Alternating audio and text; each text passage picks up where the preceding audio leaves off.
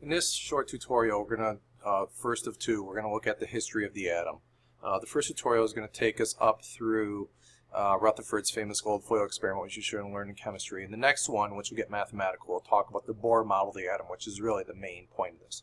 But before we get to the Bohr model, we want to have a little context for this very, very important concept of the atom, the basic building block of all matter. Okay, so to start our story, we're going to go back a long time. We're going to go back 2,500 years to 500 BC, the guy named Democritus.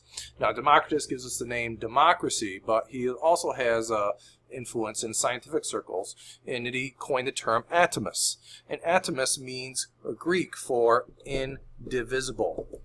Not invisible, but indivisible. In other words, Democritus asked a question. He didn't do any experiments with this. He said, look, if I have a material and I break it in half, I obviously have a smaller piece. If I take that half and break it in half, I'll have a quarter, and then an eighth, then a 16th, and so on. So he asked a question, if we could imagine keep cutting that piece in smaller and smaller halves, would we eventually get to the smallest possible piece, an indivisible piece, or would we go on forever? He believed that there would be a smallest possible piece, hence the term atomist. The smallest piece is indivisible, and therefore that's the word where the idea of atom comes from. But he had absolutely no evidence for this. It was just an idea. All right, so we got to jump ahead now 2,300 years to John Dalton, who finally does some experiments to give some ideas of what this atom is. So he was able to make two general conclusions, but he wasn't really able to say what the atom is made up of. He was able to say atoms of different elements are different. In other words, he didn't necessarily know why, but he knew that gold atoms were fundamentally different than oxygen atoms or hydrogen atoms. And atoms of the same elements are identical. So in other words, there's no way to tell one gold atom from another gold atom. They're all the same. Okay? But they didn't have any true idea of the nature of atoms. They just postulated their existence. But this was a major advancement. So our first real advancement with the idea of the atom didn't come until the late 1800s, early 19th century, or excuse me, early 20th century. So the next person to make a major breakthrough was J.J. Thompson, all right? And he proposed what is called the Plum pudding model. And the key finding of the Plum pudding model is that he found that there are negative charges, we call them electrons, that are part of the atom. And in that atom, there's also got to be some positives, because he knew that the atom is electrically neutral. And so he envisioned the atom to be a bunch of negatives embedded in a bunch of positive stuff, well, fluid of some sort. Okay? But the key thing about this is the atom is no longer indivisible. And that's a tremendous irony. That the basic building block, the idea of the indivisible material from Democritus, turns out to have smaller parts. One of those parts that Thompson discovered was the negative part, the electron. Okay? And so the electrons are embedded in a positively charged region of much greater mass. So Thompson had no idea how the mass of the positives played out. He just knew they had to be there for reasons I stated earlier. The atom is overall neutral.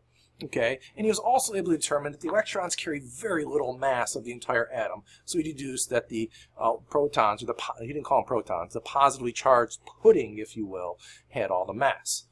Okay, and he knew that the total charge, negative charge, equals the total positive charge. So it was a start, but he couldn't have been more wrong. I mean, he had the basics that there are equal number of positive and negatives there, but in terms of how the atom was made up, he was wrong, but it was a start. All right, so about 15, 20 years later, Ernest Rutherford, working in Britain, he was New Zealand by birth, did the very, very famous experiment, which you should remember some from chemistry. Basically, what he has is he has a source of alpha particles in this block, radioactive, okay? And what you want to know about alpha particles is they're positively charged.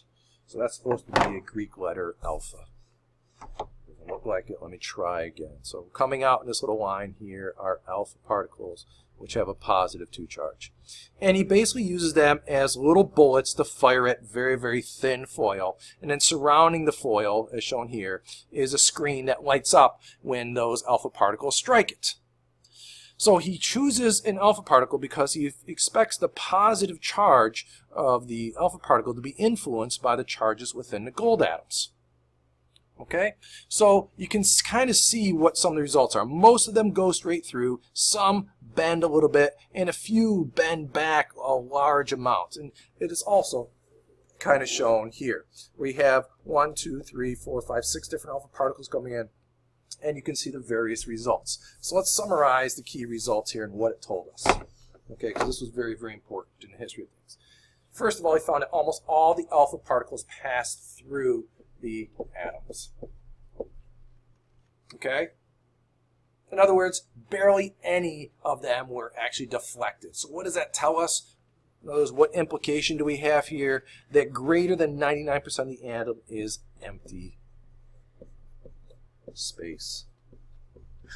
And that's even a further irony from Democritus's original idea. So not only do we find that the atom is not the smallest piece, it has parts, that most of it is empty space. And when you stop and think about that, that's really, really odd. The basic building block of everything in our lives is 99.9% empty.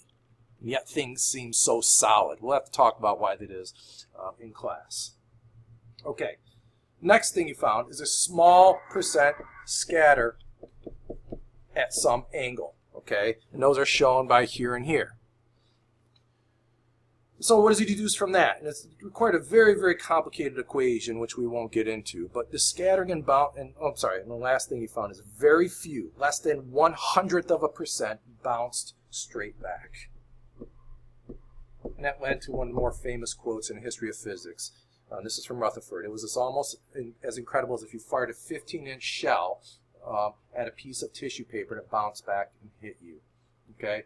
Completely unexpected. So what was he able to deduce from that scattering? The few that scattered at angles and the very, very, very few that scattered straight back are caused by, so all that is caused by positive charges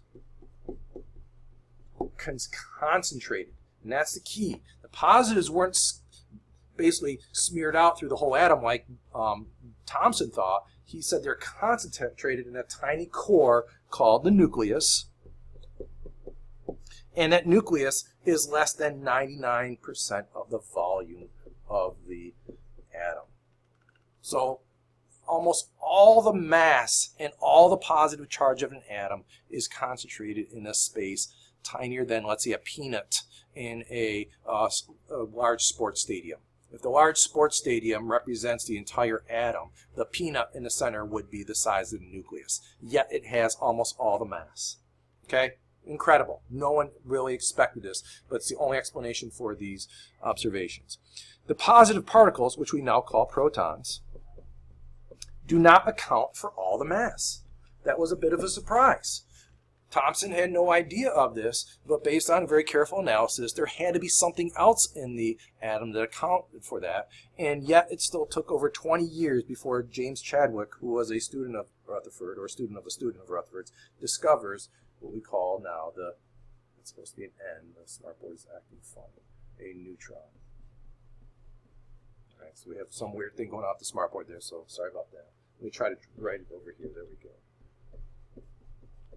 Neutron. All right, so we are familiar with. We have the electrons, we have the protons, we have the neutrons, all the things you learned from chemistry. But there were some major shortcomings with this model. They're subtle, they're not something you would expect. You'd have to know some physics, a lot of physics to understand these, but we want to address them because that's going to lead to our next discussion. Okay?